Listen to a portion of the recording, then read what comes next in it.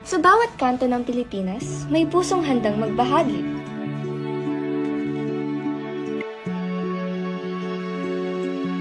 Ang simpleng kahon, nagiging daluyan ng pag-asa, saya at pagmamahal. Bawat isa, nag-aambag ng oras at kabutihan. Sama-sama, nagbubuklod ang bayan.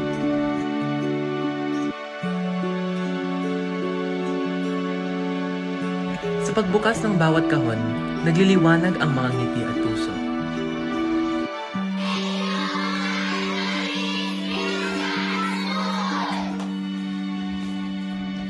Ito ang diwa ng bayanihan.